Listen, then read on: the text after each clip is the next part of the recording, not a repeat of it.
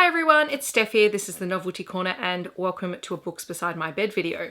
For those of you who are new here, I film one of these every week where I wrap up the last 7 days worth of reading, and for anyone who is very familiar with the series, welcome back. This is my reading week from the 27th of February until the 6th of March. I am going to be talking about the books that I have read during the weekdays. I have another weekend reading vlog happening, so I won't be talking about those books, but I will include their totals in my stats. And you will get the reading vlog very soon, so you will hear all about them anyway. I read 11 books this week. 6 of them were picture books. 1 was a YA novel, 3 were adult novels, and 1 was an adult short story. I read a total of 1,545 pages, and my yearly reading total is 85 books. I usually only talk about picture books that I receive for review. However, I went on a bit of a picture book buying spree in the last week, and I haven't taken them into work yet, and I was reading them at home, so I thought I would include them because they make up a big part of what I read. I don't normally count them in any reading totals, but I go through anywhere between 5 and maybe 15 to 20 picture books a week at work as well, so I'm constantly reading them, and I thought I would share these ones that are new to my collection with you in case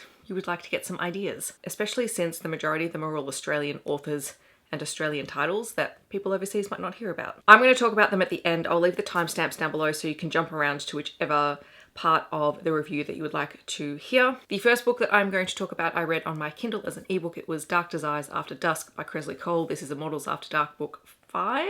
I don't know. The series order is weird. I consider it book 5. It's the 5th one that I've read. I ended up giving this one 3.5 out of 5 stars, which is a bit disappointing because it featured a demon and I was really looking forward to the demon books because everyone said the demon books were great. As I understand it, the next book is supposed to be fantastic, so fingers crossed that I really enjoy that one. This was the story of Cadian, who is one of the Woad brothers and is a demon, and his fated mate, who is Holly, who at first he believes he can't be with her because she's human and demons and humans historically do not pair very well, and then Holly finds out that she's also half a Valkyrie. This story also features a bit of a road trip.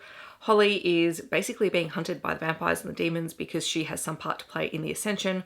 They essentially believe that she is going to bear a child of the ultimate evil, and so they're alternately trying to catch her and also kill her. Obviously, Cade steps in and saves her, and the two end up going on this road trip because Cade is trying to help out his brother and reinstate Rydstrom as the Demon King, and also trying to protect Holly, his mate. And the whole thing is complicated and bonkers, and I really liked both the characters, but at the same time, there was just something about this story that after the previous book, which I'm never going to remember the title, but it was The Ghost Book. That book really stood out to me as the first book in the Immortals After Dark series that I read that I really thoroughly enjoyed from start to finish. I did have issues with it, but I enjoyed the reading experience overall. And it just felt like this one had gone back a step to the other books in the series because it was just a banana pants plot, and that's fine. But in my paranormal romance, I do like a little bit of extra world building, and I know that there is world building in the series, but it's probably more on the ridiculous side than on the realistic side. And I think what I like is almost the realistic side of things, the more based in urban fantasy reality type stuff. So I'm really refining my tastes here in terms of those books, which is not to say it's not an enjoyable story. It was.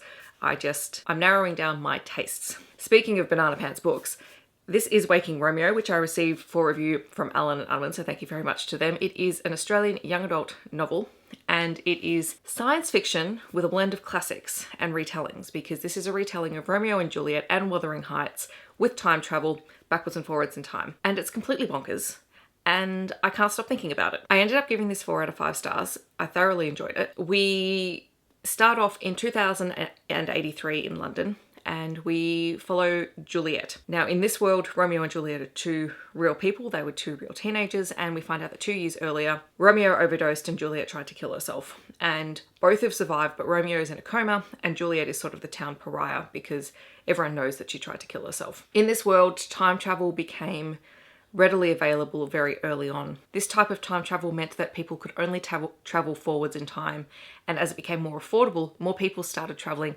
further and further ahead in the future, which of course had severe consequences for the rest of the world because as people left, there were not people around to support the economy and to support growth and to maintain everything.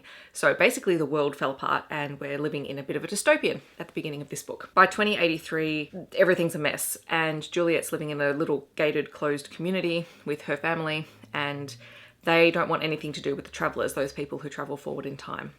However, Juliet stumbles across a time traveler, Ellis, who is the first person she's ever known who's been able to travel back in time. And he's from the future and he has a mission to wake Romeo in order to save the future. The thing that I really loved about this book is because it involves time travel, you're constantly everywhere in the timeline. You're never, ever in a linear timeline at all in this story. And all of these characters have connections that you don't necessarily know about until they hit the right timeline. So they're always meeting future and past versions of themselves, and so their relationship is always in different points. So I really, really liked that. It was fun and it was bonkers, and even though I haven't read either Romeo and Juliet or Wuthering Heights, I could follow this story perfectly. So definitely keep an eye out for this one. And then we come to my picture books, which I'm going to start with the only non-Australian authored title on this list.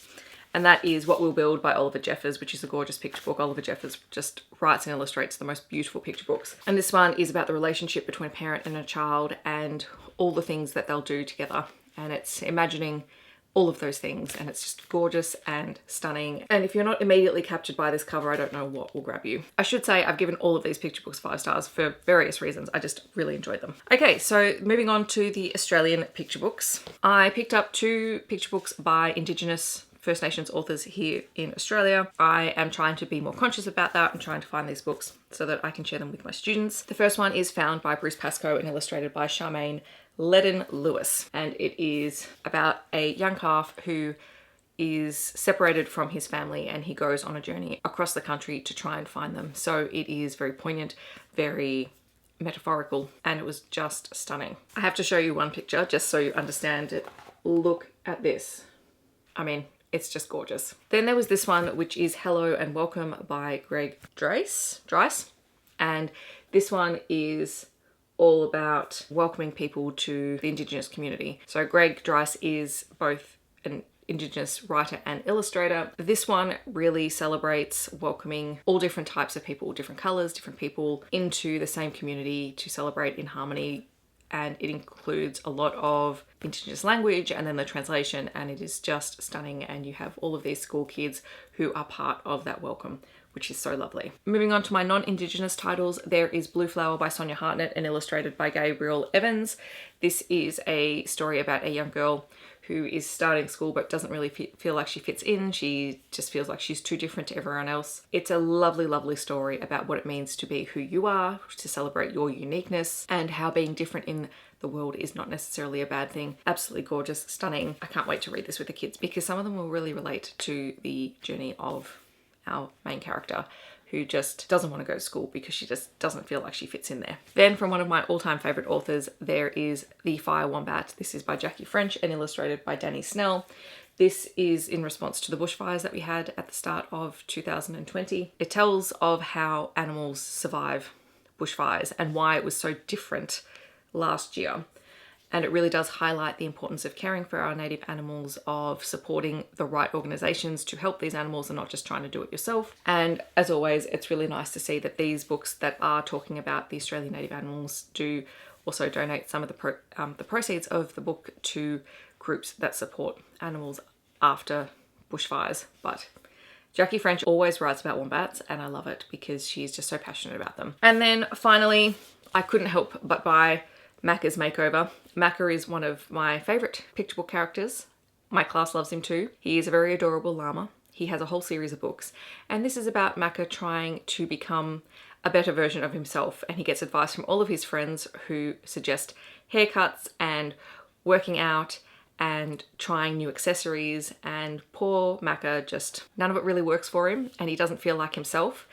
And it's about him learning that it's okay to be just him and that he is awesome just the way he is, and all his friends love him just the way he is. Super gorgeous. I love this character so much. So that is everything that I read in this week. There will be a few other books that you hear about on Wednesday, so stay tuned for that. In the comments below, feel free to let me know if you have read any of these books or if you're planning on reading them in the future.